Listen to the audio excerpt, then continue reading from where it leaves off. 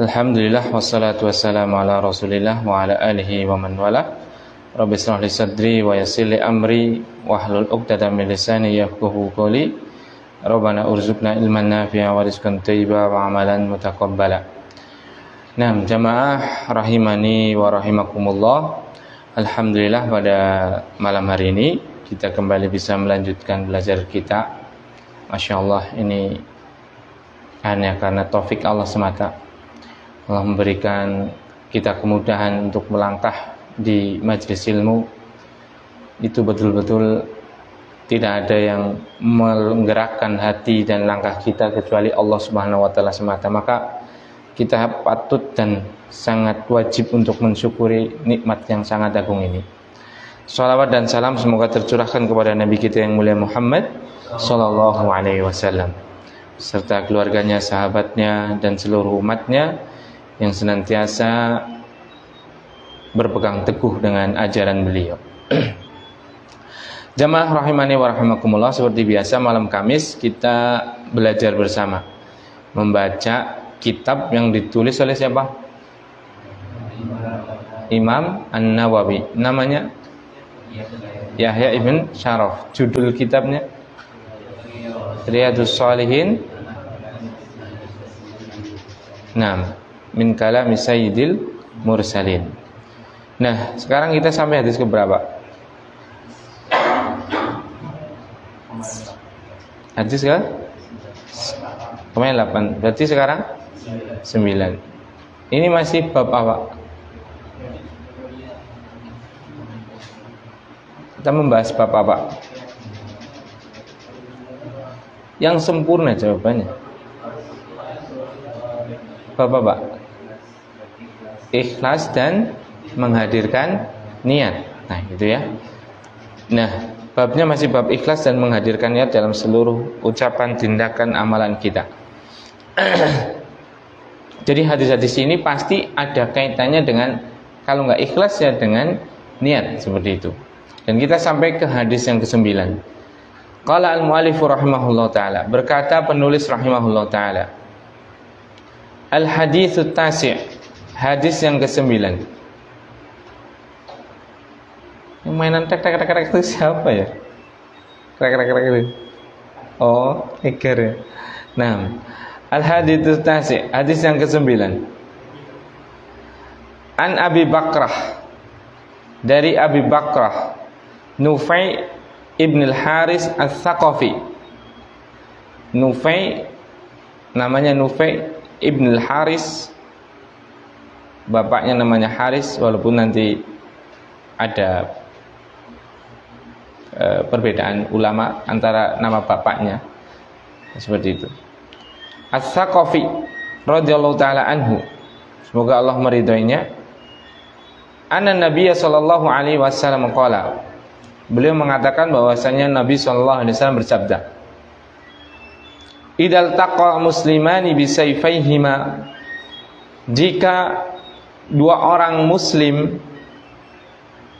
saling berhadapan, bisayfaihima, dengan kedua pedang mereka, semuanya membawa pedang, fal qatil wal maqtul finnar, maka orang yang membunuh, saat terjadi peperangan, permusuhan antara dua orang muslim, wal maqtulu finnar, dan yang terbunuh dua-duanya finnar, sama-sama di neraka. Qultu, maka Nufai ini berkata, ya Rasulullah, hadal qatil, wahai Rasulullah, iya paham, ini yang membunuh memang layak kalau di neraka, seperti itu. Fama balul maktul, lalu bagaimana ini kok yang terbunuh juga di neraka, seperti itu. Qal, beliau bersabda, innahu kana harisan ala qatli sahibihi, sungguhnya dia itu harison, dia betul-betul punya niat sebenarnya, ala qatli sahibihi, untuk membunuh saudaranya semuslim juga. Muttafaqun alaih. Hadis ini diriwayatkan oleh Imam Bukhari dan Muslim. Nah, kita jelaskan, itu baru kita tadi terjemahkan ya. An Abi Bakrah Nufai ibn al-Haris al-Thaqafi, dari Abi Bakrah namanya Nufai. Nah, kemudian dia itu sebagian riwayat mengatakan bahwasanya Al-Haris itu bukan bapaknya. Haris itu adalah maulanya. Maula itu yang membebaskan dia, yang membebaskan dari perbudakan. Nah, kayak biasanya kan kayak gitu. Yang membebaskan akhirnya kayak dianggap sebagai bapaknya sendiri. Nah, walaupun ada yang mengatakan itu bapaknya, tapi pendapat yang benar bahwasanya Al-Haris itu bukan bapaknya, tetapi adalah orang yang membebaskan dia. Bapaknya di sini disebutkan bahwasanya adalah Masruh.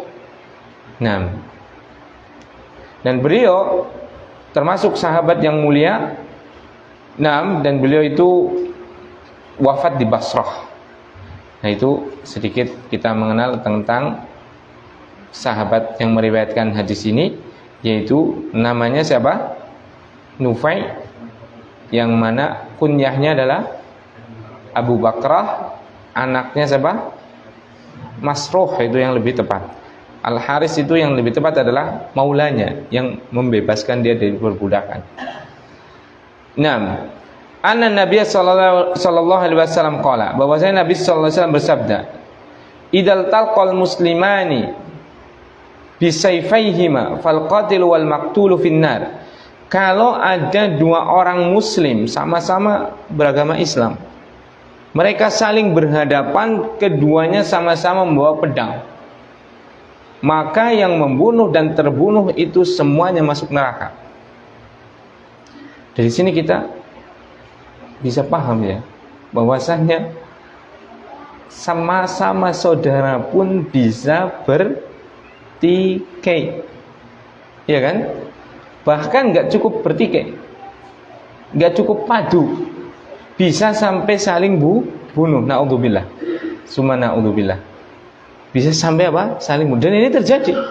Kita sering melihat kan, seorang naudzubillah, summa naudzubillah, anak bisa tega membacok orang tuanya karena minta motor baru, nggak dibelikan, akhirnya bapaknya dibacok atau orang ibunya dibacok, gitu kan.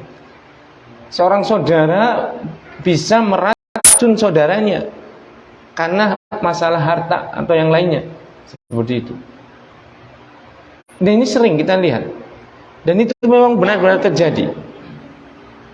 Realitanya terjadi. Zaman dahulu pun pernah terjadi, zamannya sahabat loh. Sahabat pun pernah berperang. Tapi perangnya beda dengan perangnya kita. Kalau sahabat itu tidak akan pernah mungkin berperang masalah agama, itu nggak mungkin. Pasti karena salah paham tentang agama. Misalnya perangnya antara Aisyah yang disebut dengan perang Jamal dengan Ali radhiyallahu taala anhuma, semoga Allah meridhai keduanya. Salah paham dalam sudut pandang sampai terjadi pertempuran seperti itu. Nah, ini berarti menunjukkan adanya tadi.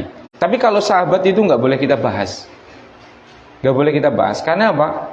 Sudah ada gelar yang kemarin kita bahas, yaitu dalam surat Al-Bayyinah, radhiyallahu anhum, udah itu.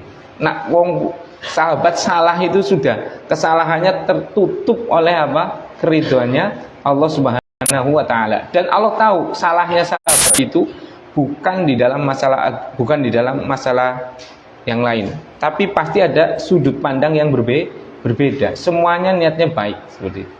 Beda dengan kesalahan kita sekarang.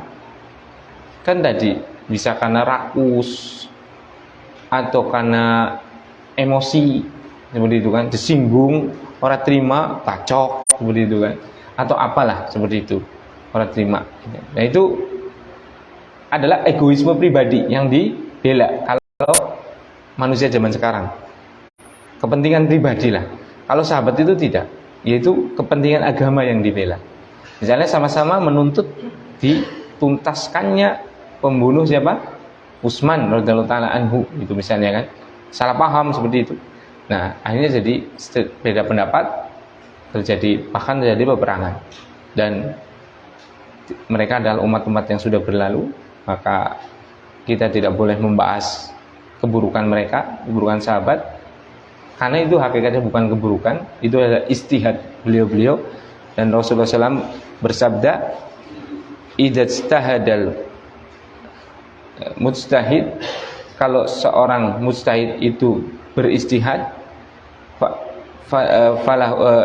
in asaba falahu ajran, kalau benar dia dapat 2 pahala dia bersungguh-sungguh dalam istihad, dan pahala istihadnya dia benar. Wa in akhta'a falahu ajrun wahid. Kalau seandainya orang ulama mujtahid, orang yang betul-betul niatnya karena Allah, memperjuangkan agama Allah, di atas ilmunya Allah, beliau beristihad kemudian salah, bukan dosa, tetap dapat pahala, bukan 0 juga. Jadi dapat pahala, cuma pahalanya 1. Dari mana sisi pahalanya? Padahal dia salah. Kesungguhannya tadi, dia sudah betul-betul badlujuhdi, mengeluarkan seluruh potensi keilmuan yang ia miliki untuk mengambil hukum, dan beliau adalah orang-orang yang ahli di dalam hukum. Masya Allah, seperti itu. Nah, idal taqal muslimani, kalau 2 orang muslim berhadap-hadapan, keduanya sama-sama membawa pedang,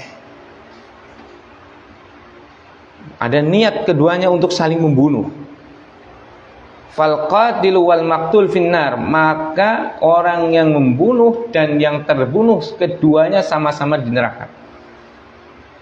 Jadi di sini ada ancaman apa? Neraka. Apa yang diancam dengan neraka? Apa yang diancam dengan neraka? Pembunuhan. Berarti Islam bagaimana? Menganjurkan pembunuhan, melarang pembunuhan, bahkan melarang dengan sangat keras. Kenapa? Karena sampai-sampai Rasul SAW mengancam siapapun, bahkan nggak cuma yang membunuh loh, yang terbunuh karena dia punya niat untuk membunuh, sama-sama perang, itu pun tetap masuk neraka. Subhanallah. Berarti betapa Islam itu agama yang sangat menjaga nyawa. Makanya Allah SWT sampai berfirman, wa may yaqtul mu'minan muta'ammidan fajaza'uhu jahannamu khalidan fiha wa ghadiballahu alaihi wa la'anahu wa a'addahu adzaban adima. Masya Allah. Ini hukuman orang membunuh, orang bunuh muslim, itu ngeri sekali. Kata Allah SWT, siapa saja yang membunuh seorang mukmin, wa may yaqtul mu'minan muta'ammidan, dengan sengaja, dia memang berniat sengaja, misalnya merampok atau emosi atau yang lain seperti itu, kemudian dia dengannya menghabisi nyawa seorang muslim, apa kata Allah SWT? Fajaza'uhu jahannamu khalidan fiha, maka balasan bagi orang ini adalah neraka jahanam, kekal di dalamnya. Enggak cukup sampai itu, wa ghadiballahu alaihi, dan Allah murka kepadanya, wa a'addalahu adaban alima, dan Allah siapkan baginya adab yang sangat, adaban azima, adab yang sangat agung, yang sangat besar. Subhanallah. Makanya kita jangan sampai dalam keadaan apapun kita itu menumpahkan darah, itu nggak boleh. Makanya kalau dengan lihat orang Arab itu, mungkin ada yang pernah bekerja di Arab atau apalah, itu paling itu omong aja yang kenceng itu.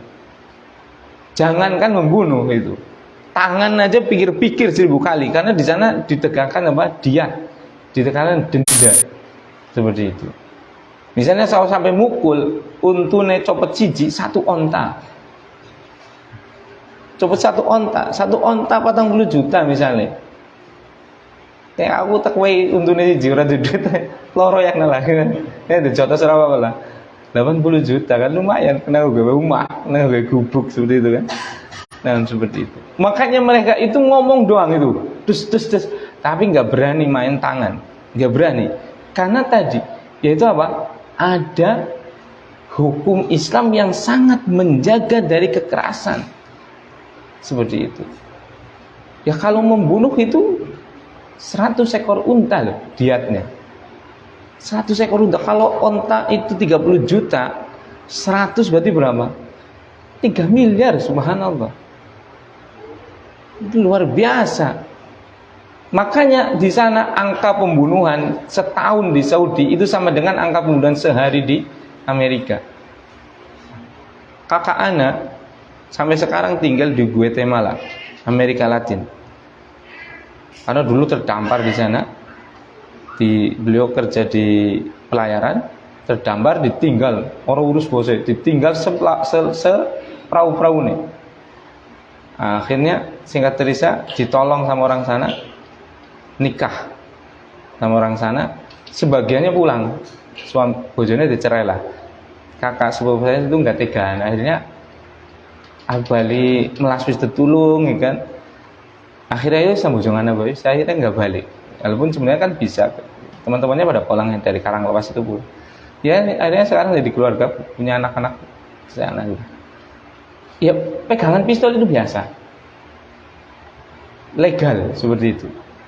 Karena tadi angka pembunuhan di sana itu sangat ngeri banget seperti itu. Nah, di sini tidak, karena di sini masih syariat Islam. Kalau di Arab, daerah Arab itu lebih-lebih. Jangankan membunuh, main tangan aja pikir-pikir. Makanya kita lihat itu, ada keluarga kerajaan yang dipenggal itu karena kisos. Keluarga kerajaan loh, dipenggal karena kisos. Subhanallah. Nah, tapi kalau di negara-negara yang tidak menegakkan syariat Islam, nyawa itu subhanallah gampang banget melayang. Nggak suka dor, nggak suka. Bahkan kemarin yang lagi ramai itu kan ada sesama instansi bisa apa dihabisi seperti itu kan. Itu kan ngeri sekali.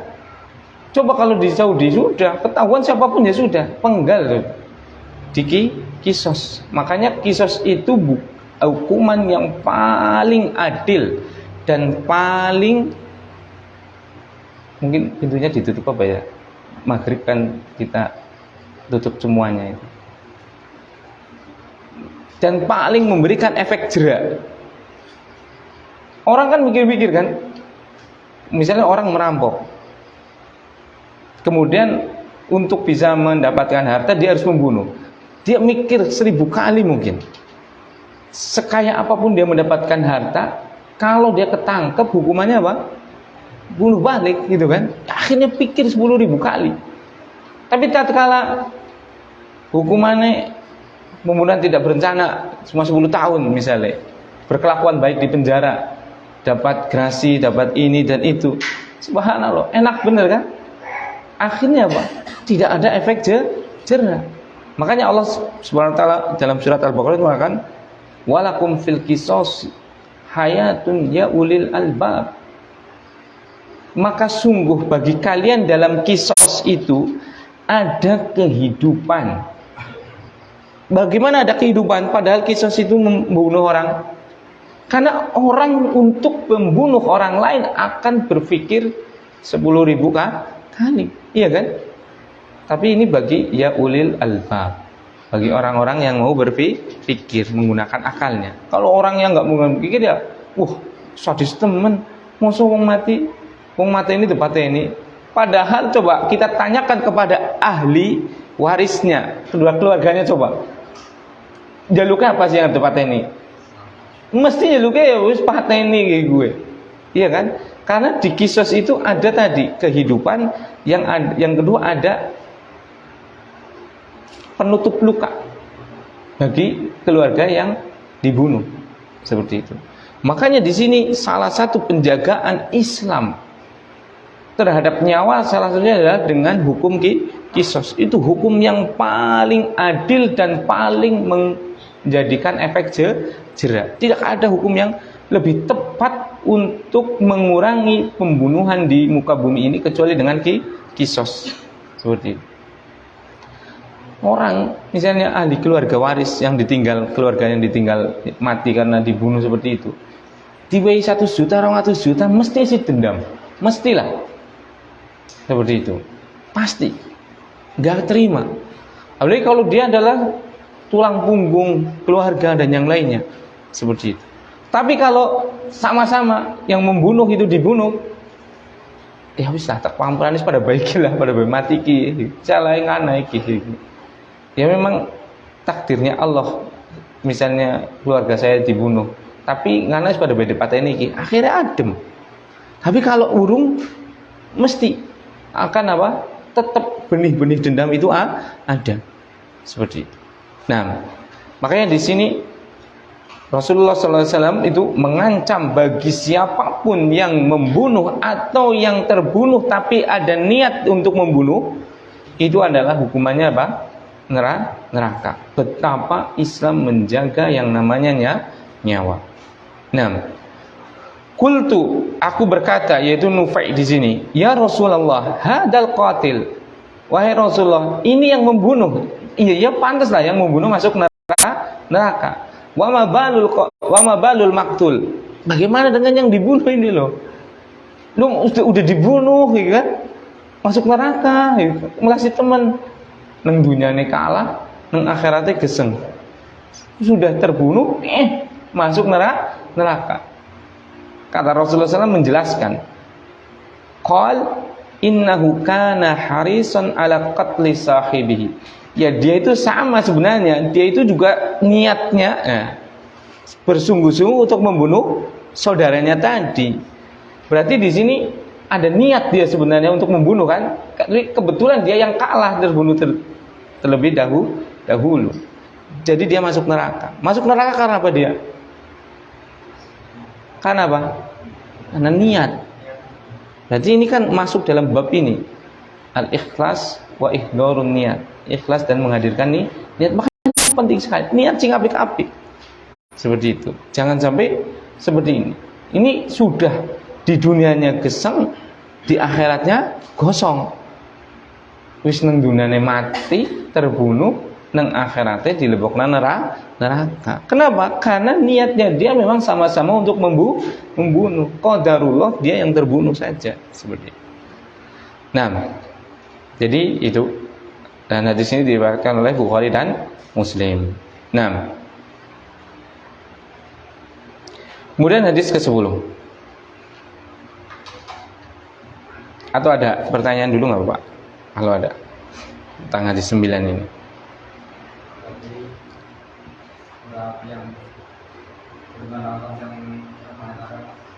Wa may yaqtul mu'minan muta'ammidan. Nah, itu adalah surat An-Nisa ayat 93. Wa may yaqtul mu'minan muta'ammidan fajaza'uhu jahannamu khalidan fiha wa ghadiballahu alaihi wa la'anahu wa 'adda lahu 'adzaban 'adzima. An-Nisa ayat 93. Nah, khalidan fiha, mungkin ada yang bertanya di sini, kekal di neraka. Berarti orang yang membunuh saudaranya apakah kekal di neraka? Ini kan ayatnya saya baca ya. Wa may yaqtul mu'minan, dan siapa saja yang membunuh seorang mukmin muta'ammidan, dengan sengaja, bukan karena salah. Misalnya lagi berburu, rusak ndarane kita tembak dur. La ilaha illallah. Sebulane wong lagi ngarit kan. Mati gitu ya. Itu kan bukan muta'ammid, itu enggak sengaja, khata'. Itu ghairu amdin, tidak sengaja itu. Maka beda lagi hukumannya. Bayarnya diat aja. Nah, ini yang sengaja, fajaza'uhu jahannam. Maka balasan bagi orang tadi adalah neraka. Khalidan fiha, ini ayatnya. Kekal di dalamnya selamanya di neraka. Apa kekal? Atau bagaimana? Apakah orang membunuh dengan sengaja, membunuh orang mukmin, dia masuk neraka dan kekal?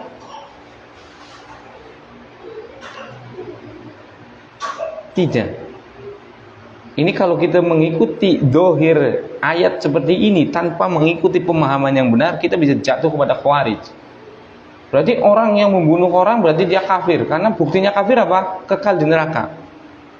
Pelaku dosa besar berarti kafir. Karena Allah mengatakan yang membunuh maka balasannya di neraka dan kekal di dalamnya. Padahal membunuh itu bukan kesyirikan, iya kan? Berarti pelaku dosa besar berarti kekal di neraka. Tidak. Ini ayat ini adalah, jadi bedakan ini. Khawarij itu karena belajar tapi tidak dalam, akhirnya salah paham. Terlalu teketok, mengerti kulite, orang ngerti jeroane. Tidak melihat tafsirnya yang benar. Maka kalau ada ayat seperti ini, itu ada yang namanya wa'dun wa wa'idun. Ada ayat yang berisi wa'ad, janji, dan ada yang berisi wa'id, ancaman. Ini ayat ancaman atau ayat janji? Hah? Janji atau ancaman? Wa may yaqtul mu'minan muta'ammidan fajaza'uhu jahannamu khalidan fiha. Ghadiballahu alaihi sampai akhir ayat. Ini ayat ancaman atau ayat janji? Ancaman. Kan siapa saja yang membunuh seorang mukmin secara sengaja, maka balasannya adalah neraka dan kekal di dalamnya. Janji atau ayat ancaman? Ancaman. Kalau janji itu adalah misalnya ayat atau hadis yang isinya janji, misalnya man kana akhiru kalamihi la ilaha illallah jannah.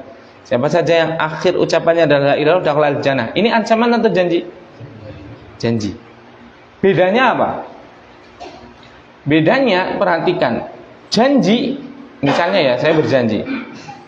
Allah berjanji misalnya tadi, siapa saja yang akhir ucapannya adalah la ilallah, masuk surga. Kemudian ada orang yang akhir ucapannya la ilaha illallah, betul-betul mengucapkan la ilaha illallah. Kalau seandainya tidak dimasukkan surga, aib atau bukan? Bagi Allah, aib atau bukan? Aib, karena Allah mengingkari janjinya kan, dan itu nggak mungkin. Makanya yang wa'ad itu pasti terrealisasi. Kalau yang berupa janji itu pasti Allah penuhi, itu pasti terjadi. Berarti ayat-ayat yang isinya janji Allah, misalnya tadi man kana akhiru kalamihi la ilaha illallah dakhalal jannah, sudah itu pasti itu sudah. Siapapun yang akhir kalamnya adalah mengucapkan lafaz la ilaha illallah pasti masuk surga, itu pasti juga. Enggak boleh enggak, harus masuk surga. Karena itu adalah janji Allah, dan Allah tidak mungkin mengingkari janji, karena mengingkari janji itu adalah aib, dan Allah tidak akan mungkin tersifati dengan aib. Bisa dipahami? Nah sekarang yang wa'id, ancaman. Ancaman kalau diterapkan dolim atau tidak? Kalau diterapkan dolim atau tidak? Hah? Kalau diterapkan dolim atau tidak? Tidak dolim, apa namanya? Adil. Kan sudah dikasih tahu. Sapa bae sing mateni sedulure wong iman, mengko ancam lebokna nang neraka kekal. Wis ngerti kan? Ayatnya ngerti. Kan anu ayat larangan, ayat ancaman. Karena bahayanya membunuh seorang mukmin. Dia melanggar. Kemudian Allah memasukkan dia ke neraka. Allah zalim tidak? Allah zalim tidak? Tidak. Kenapa? Sudah dikasih tahu. Aja mati ini sedulure. Iya kan? Aja mati ini dilanggar baik. Kan mesti peringatna. Kok sih dilanggar? Iya kan? Peringatannya jelas iki lho. Siapapun yang membunuh seorang mukmin secara sengaja, maka balasannya di neraka kekal. Dia membunuh, kemudian dimasukkan ke neraka. Allah zalim tidak seperti ini? Ya tidak. Kecuali nggak ada ayat ini, tiba-tiba dia membunuh, nggak ada ayat ini loh ya, nggak diberitahu ayat ini. Dia membunuh orang kemudian dimasukkan neraka. Zalim tidak? Zalim. Karena apa? Tidak ada peringatan sebelumnya. Ini sudah diperingati. Berarti zalim atau adil? Adil. Wad usai ala makanihi laik. Menempatkan sesuatu pada tempatnya yang benar. Sudah dikasih tahu, dilanggar ya sudah, hukum ditegakkan. Kecuali nggak ada pemberitahuan, iya kan? Nah seperti itu. Ini wa'id. Berarti kalau wa'id itu ditetapkan kezaliman atau keadilan? Keadilan. Kemudian kalau seandainya tidak dilaksanakan, Allah ingkar janji atau tidak? Tidak. Bahkan ini bentuk kasih sayang. Perhatikan. Kan Allah mengancam siapapun yang membunuh saudaranya yang beriman, sesama kaum muslimin, maka balasannya adalah masuk ke neraka. Saya ancam seperti itu kan, diancam. Terus tengah akhirat dia ana wong misalnya fulan membunuh saudaranya. Kemudian ditanya. Kemudian dia orang yang ahli tauhid, ahli salat dan yang lainnya, kemudian isra apalah tak pangampurani. Karena neng dunia kau juga dibunuh. Tekiso sih misalnya itu. Atau yang lainnya. Intinya Allah mengampuni, enggak jadi dimasukkan ke neraka. Ini bentuk apa berarti? Kasih sayangnya. Sebenarnya kau kan berhak terlebok neraka loh. Tapi lah melas tah. Kau ya disit gue paduke ngasih ireng sujud gitu misalnya. Gue bekas-bekas sujud ke Allah seperti itu, akhirnya wis kiye ora sida. Kau tak mengampurani tak lebokna surga. Contoh yang gampang misalnya dalam realita. Misal seorang bapak bilang ke anaknya, "Le, engkau ngerjain ujian, koe entuk 100 cek maring germanggis." Simparkan baik. Kelarangan sih aduh kan. Seperti itu, germanggis gitu ya. Simparkan germanggis murah gitu kan. Entuk 100 temenan. Entuk 100. Siki angger bapak kayak orang sedang ngejek karing germanggis, aib atau tidak? Aib, karena itu adalah janji, nggak boleh diingkari, ya kan? Seperti itu. Berarti harus ditunaikan, wajib ditunaikan. Kalau enggak dia khianat, dusta dengan janjinya. Itu janji, maka harus direalisasikan. Contoh kedua yang berupa ancaman. Awas ngesuk angger awan-awan kupak ngkali sentik loh. Nah misalnya ngesuk angger awan kupak ngkali tak sentik. Gupak temenan. Gupak temenan ngkali balik kayak gitu. Terus apa? Gupak pakai. Disentik temenan. Salah apa benar bapak kayak? Bener. Karena wis domongi loh, kecuali kan urung domongi tiba-tiba disentik, ya kan? Kan nggak masalah, udah dikasih tahu, disentik temenan. Maka itu nggak aib, bukan aib bagi bapaknya, karena untuk mendidik dan memang sudah dikasih tahu. Kemudian sikap kedua dari bapaknya, ya wis sikit tak pengampuran nih, tapi ngesuk aja ya. Orang sentik, aib atau bukan? Bukan, malah bentuk apa? Kebaikan dari orang tuanya, ya kan? Orang tidak dihukum. Sama. Tatkala Allah mengancam hambanya yang membunuh saudaranya sama muslim, diancam untuk masuk ke neraka. Ini ayat ancaman. Ayat ancaman itu kalau ditegakkan, maka itu berupa keadilan.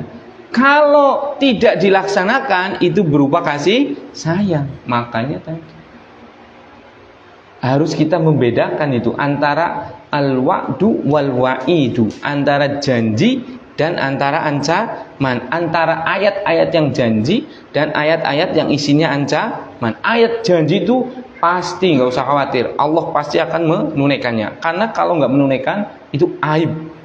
Bagi makhluk aja aib, apalagi Allah. Dan Allah tidak mungkin tersifati dengan aib. Itu tidak mungkin. Nah kalau yang wa'ad itu apa? Bisa direalisasikan, betul-betul dilaksanakan. Berarti itu bukti keadilan Allah. Kalau dimaafkan, itu bentuk kasih sayangnya Allah Subhanahu wa ta'ala. Nah seperti itu. Wah, enak tadi ngerti ya. Betul ayat ke ana sing ancaman, ana sing janji. Arti ancam ya apalah. Terlakoni lah. Monggo apa? Tobat gitu misalnya. Itu namanya tasahul, enggak boleh seperti itu. Misalnya siapa yang mencuri nanti apa itu, atau yang minum khamar dimasukkan ke neraka itu misalnya. Kan yang masuk khamar masuk ke neraka. Nah ini ayat apa ini? Atau hadis apa ini? Wa'ad atau wa'id? Wa'id, ancaman. Berarti ancaman apa? Bisa terrealisasikan, bisa tidak, sebagai bentuk kasih sayangnya Allah. Padahal Allah itu Ar-Rahman Ar-Rahim. Bapak lagi num disit. Allah Ar-Rahman Ar-Rahim, gampang lah. Jangan kayak gitu ya. nggak boleh seperti itu. Itu namanya apa? Tasahul, bermudah-mudahan. Jadi kita beribadah itu harus di atas dua sayap, sayap roja dan sayap khauf. Sayap kita berharap dengan rahmat Allah, tapi juga kita harus khauf, takut dengan azabnya Allah. Benar, Allah itu Ar-Rahman Ar-Rahim, tapi Allah juga Syadidul Iqab, Syadidul Azab, ya kan? Nah, seperti itu. Nah, ada pertanyaan lagi? Kalau penerapan diat itu dari zaman kapan diterapkan? Misalkan kisos potong tangan itu untuk nominal mencuri uang yang sekian puluh juta atau ada ketetapannya gimana? Ada di bab fikih. Nanti kita belajar pada bab fikih masalah hudud. Nah, jadi enggak semua pencurian itu dipotong tangannya. Seperti itu. Pembunuhan juga macam-macam pembunuhan. Ada yang muta'ammid, ada yang khoto, ada yang ghairu amdin dan yang lainnya. Ada yang sengaja, ada yang tidak sengaja, ada yang salah dan yang lainnya. 6. Kalau nggak ada, kita lanjutkan ke hadis yang 10. Qala al-mu'allif rahimahullah ta'ala al-haditsu al-ashir. Berkata penulis rahimahullah ta'ala hadis yang ke-10. Wa an Abi Hurairah radhiyallahu ta'ala anhu, dari Abi Hurairah radhiyallahu ta'ala anhu. Qala, dia berkata, qala Rasulullah sallallahu alaihi wasallam. Rasulullah sallallahu alaihi wasallam bersabda.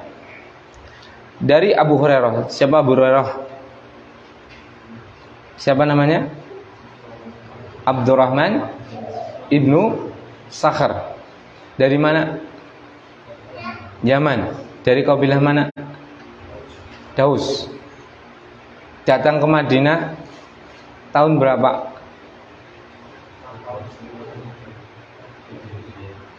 7 Hijriah. Nah, bertemu dengan Rasulullah SAW berapa tahun? 4 tahun.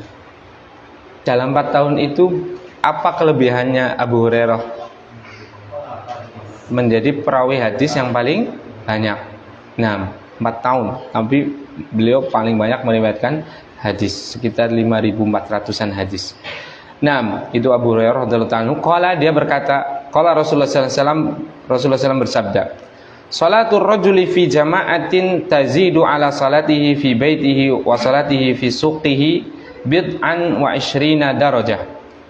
Salatnya seseorang dengan berjamaah itu lebih banyak pahalanya daripada salatnya dia di rumahnya sendiri atau salatnya dia di pasarnya. Bid'an wa 20 darajah. Bid'ah itu adalah bilangan dari 3 sampai 10. Ada yang mengatakan 3 sampai 9. Wa 20 darajah. Berarti 20-an ke sana. Makanya dalam hadis lain ada yang mengatakan 25, ada yang mengatakan 27. Karena bid'ah itu adalah angka dari 3 sampai 9 atau 3 sampai 10. Seperti itu.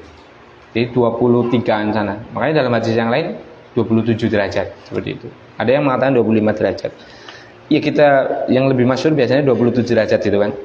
Jadi salatnya seseorang dengan berjamaah itu lebih baik 27 derajat daripada dia salat sendiri di rumah atau di pasar. Nah, dari sini barakallahu fikum. Jadi gimana ya? Uang itu ya harusnya pinter, menggunakan akal kita untuk mendapat, ya kayak wong bisnis lah, kayak jenengan kan ahli bisnis, pinter dagang, pinter ini dan yang lainnya, spekulasinya tinggi. Kan bagaimana kita dengan keterbatasan segala sesuatu, modal ataupun apa, tapi kita bisa meraup untung yang sangat banyak. Nah, hendaknya itu dipraktekkan juga dalam masalah apa? Pahala. Kan sholat pada baik. Sholat duhur yang 4 rakaat, sholat asar yang 4 rakaat. Tapi kan ada peluang kita dilipatkan sampai 27 kali lipat. Kenapa enggak ngambil ini gitu? Toh waktu yang kita ambil juga hampir sama, iya kan? Sesibuk-sibuk jenengan kan untuk meluangkan 10 menit masa nggak bisa sih? Iya kan? Untuk apa? Sholat jamaah di masjid. Coba satu sholat 27 kali lipat minim. Sehari kita berapa? 5 kali yang fardu. 5 kali 27 berapa? 135. Coba 135 kali lipat loh. Anggapannya orang sholat rawatib, bewis rawatib itu kan cuma 10 rakaat. Iya kan? Ini sudah 135. Dengan sholat jamaah di masjid, nggak rawatiban pun sudah jauh lebih baik daripada orang yang sholat munfarid atau sholat di rumah, tapi dia tidak apa? Sholat di rumah walaupun dia mengerjakan apa? Rawatib. Seperti itu. Jauh lebih mulia ini. Apalagi kalau di masjid juga rawatib. Qabliyah dan ba'diyahnya dilakukan itu jauh lebih baik.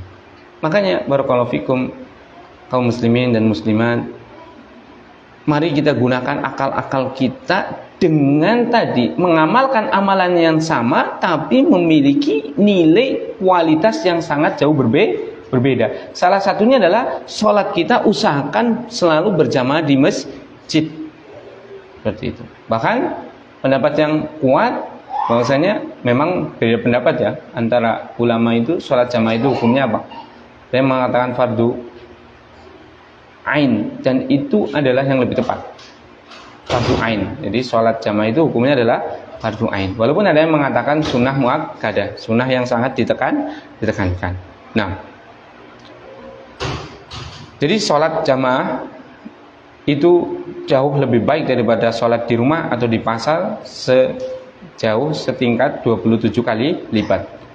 Wadhalika, karena hal itu, inna ahadahum idza tawaddaa fa ahsanal wudu'a thumma atal masjida la yanhazuhu illa as-salatu la yuridu illa as-salata falam yahdu khutwatan illa rufi'a lahu biha darajah wa hutta anhu biha khadi'ah hatta yadkhulal masjidah.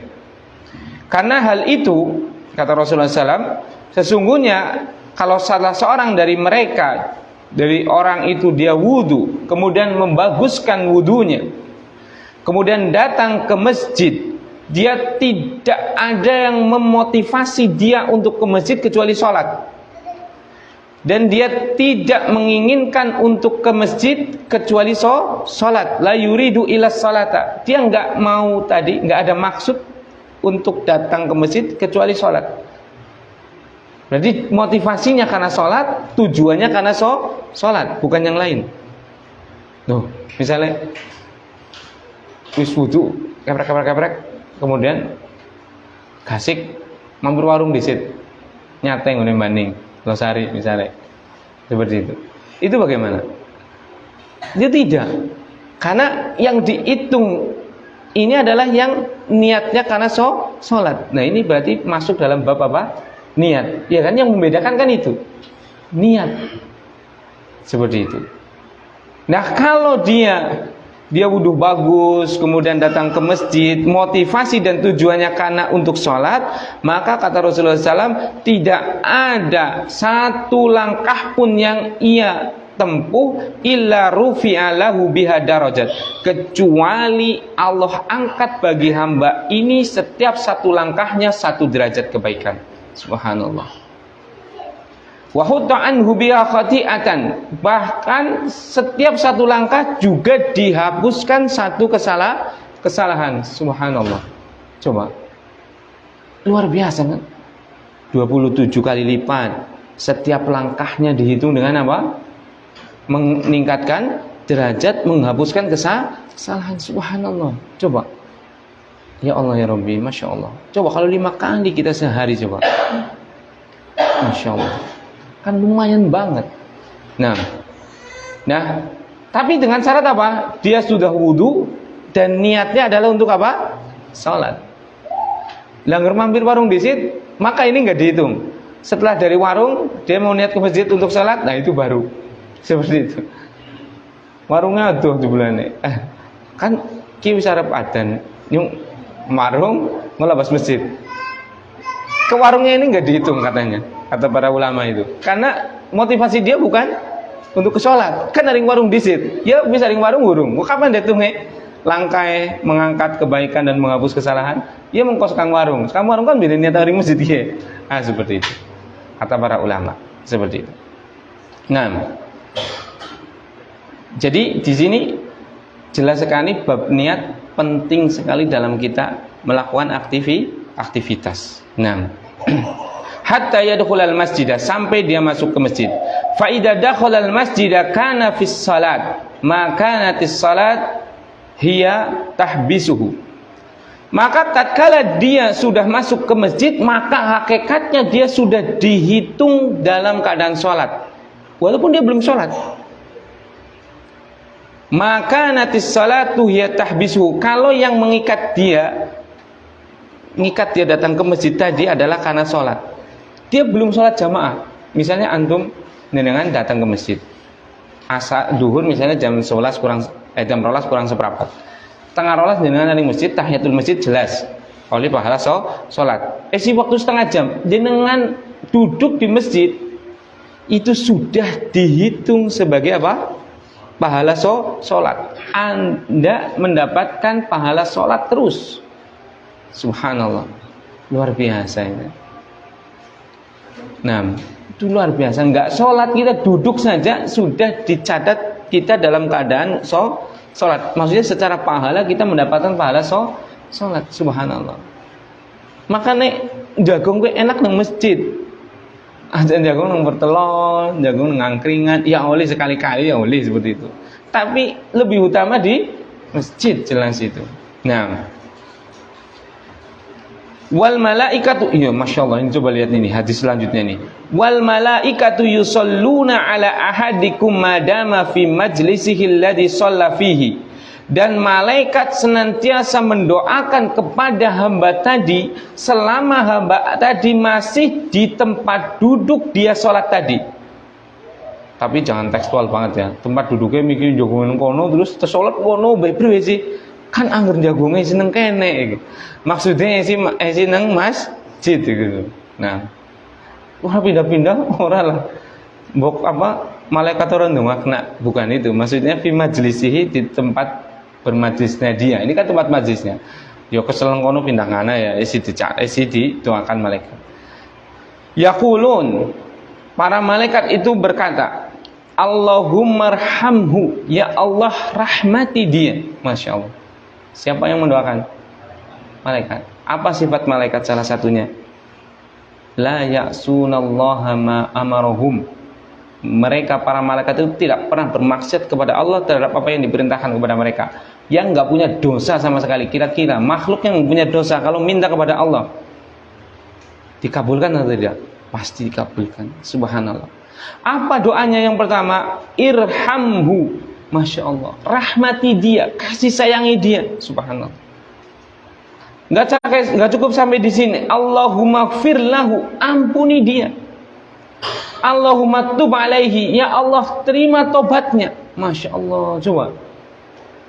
Makanya kadang kita itu lihat ada orang yang hidupnya tenang, padahal Masya Allah kayak ketone orang kurang dan yang lain. Padahal kerja ya segelemnya dewek kerjane, tapi anggar waktune jamaah. Orang ngas-ngasan, orang kebutal-buntal, orang ini dan itu. Kenapa? Didoakan nang malaikat. Didoakan apa? Irhamhu, rahmati, kasih sayangi dia. Subhanallah. Didoakan malaikat untuk mendapatkan kasih sayangnya Allah. Makanya uripnya tenang. Padahal mungkin dari sisi duniawinya itu jauh sekali dengan kita mungkin. Mungkin penghasilan cuma sehari 50.000 atau 60.000, tapi dia menjaga sholat jamaahnya di masjid, mendapatkan doa malaikat. Allah sayangi dia. Allah sudah sayang coba. Siapa yang mau marah sama dia? Subhanallah. Seperti itu. Dan kita lihat kan, betapa banyak orang yang memperhatikan ini tapi hidupnya jauh lebih tenang daripada kita. Padahal mungkin dari segi mata, kasat mata kita, mungkin dari segi dunia bukan tandingan mungkin. Tapi dalam ketenangan kita yang bukan tandingan dia. Aso, tenang, adem gitu kan. Dan kita lihat kan, Padahal yang dibilang penghasilan biasa baik. Kenapa? Allah menyayangi dia. Makanya cari sebab ketenangan itu bukan cuma faktor-faktor duniawi. Itu betul mendukung, kita nggak menafikannya. Tapi ada tapinya. Apa? Salah satu yang paling utama adalah tatkala yang memberikan ketenangan, zat yang memberikan ketenangan itu siapa? Allah Subhanahu wa taala menghendakinya, iya kan? Nah seperti itu. Ya kalau sudah Allah menghendaki untuk menyayangi hambanya ini, siapa yang mau memudaratkannya coba? Subhanallah. Salah satunya adalah dengan kita apa? Datang ke masjid. Makanya kaum muslimin, marilah kita datang ke masjid. Itu mutlak kebaikannya untuk kita sendiri, untuk keluarga kita sendiri, untuk keturunan kita sendiri. Mutlak itu. Allah nggak butuh sebenarnya. Sama sekali Allah nggak butuh. Itu untuk kita, kembalinya untuk kita. Dan para malaikat tadi minta untuk apa? Dirahmati. Kemudian minta apa? Untuk diampuni, untuk diterima tobatnya. Malam yu'di fih, selama dia tidak, walam yuhdis fih, dan selama dia tidak berhadas. Kalau hadas wudu mani, seperti itu. Nah, sampai sini ada pertanyaan?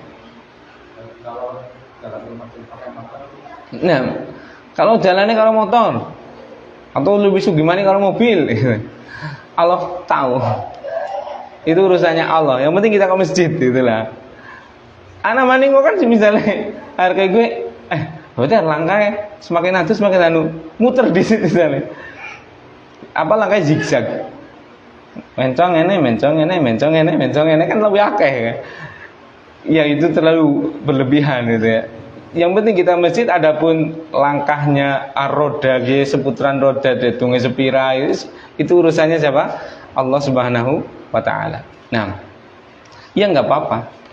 Pakai motor nggak apa-apa, tapi jalan kaki lebih baik dalam semua sisi. Secara kesehatan lebih baik, secara sosial baik. Melakukan ketemu karo tanggane mentakan arep merengut sih, orang pantes arep maring masjid kok merengut, orang pantes. Mesti akhirnya guyu takon assalamualaikum, jago apa yuk, iki kan seperti arwo mau ngoten takoni jago apa yuk, lanang-lanang ora takoni. Gimana modus sering gitu. Nah, ada pertanyaan lagi, silakan.